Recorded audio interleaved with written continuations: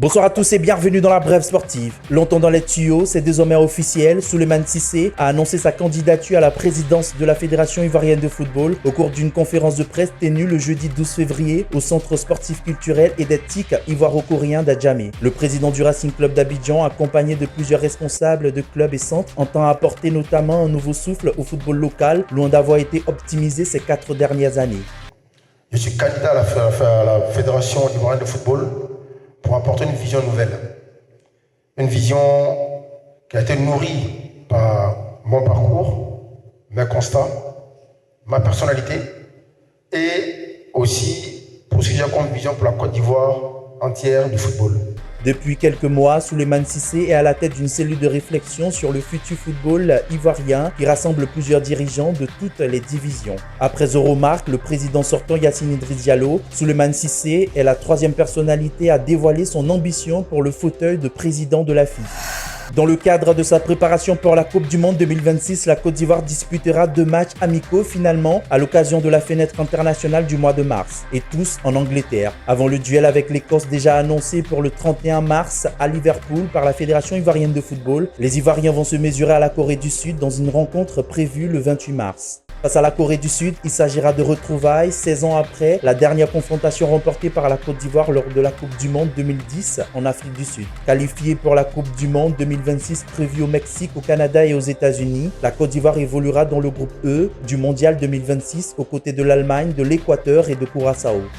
Éliminé de la Coupe de la Confédération CAF, le FC San Pedro a parfaitement réagi en Ligue 1 le Nassi. Les Pétrusiens se sont imposés mercredi face au Sol FC d'Abobo lors de la 16e journée de Ligue 1 au complexe sportif de Bingerville. Sol FC a donné le ton du jeu en ouvrant le score à la 30e minute par Sandou avant qu'Abidi ne double la mise à la 53e.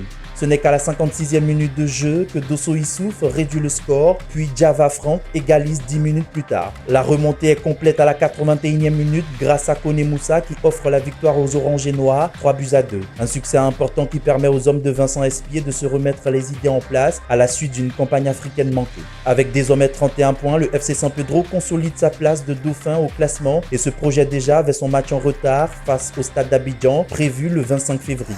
Le tirage au sort de la 8e édition de la Coupe du Monde U17 féminine de basketball s'est déroulée le jeudi 12 février en République tchèque. La Côte d'Ivoire, vice-championne d'Afrique 2025, évoluera dans le groupe A aux côtés de l'Australie, de la Lettonie et des États-Unis champions en titre.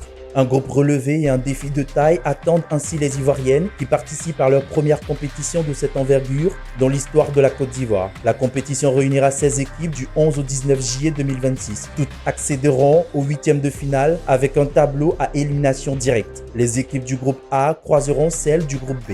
La tension monte au sein de la famille du cyclisme ivoirien. Un collectif de responsables de clubs, présidents et encadreurs a animé ce jeudi une conférence de presse à la Maison de la Presse au Plateau. Porte-parole du mouvement, Bani Kofi, président de ATS Vélo Club de Yopougon, dénonce les irrégularités présumées lors de l'Assemblée générale élective du 21 décembre 2025.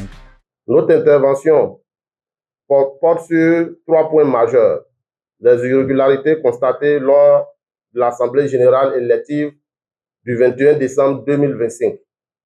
Les incohérences relevées dans le bilan financier 2025. Les conditions préoccupantes dans lesquelles évoluent certains cyclistes ivoiriens. Face à ces griefs, les intervenants formulent plusieurs exigences. Au nom de l'intérêt supérieur du cycliste ivoirien, nous demandons à la tutelle un audit indépendant du bilan financier 2025 et des comptes de la fédération de 2020 à 2025, notamment les lignes budgétaires concernant la prime des athlètes. Réclamer l'annulation des élections qui sont passées le 21 décembre et demander à la fédération de mettre les athlètes dans de meilleures conditions, surtout les athlètes qui sont à l'équipe nationale. Alors qu'ils rejettent toute logique de confrontation, les frondeurs insistent sur leur attachement à la transparence, à la légalité et à la justice sportive, rappelant que l'avenir du cyclisme ivoirien dépendra des réponses institutionnelles apportées à cette crise. En matière de voltige, il ne faut jamais lâcher prise, sinon on se brise. Illustration en images. À demain pour un autre numéro.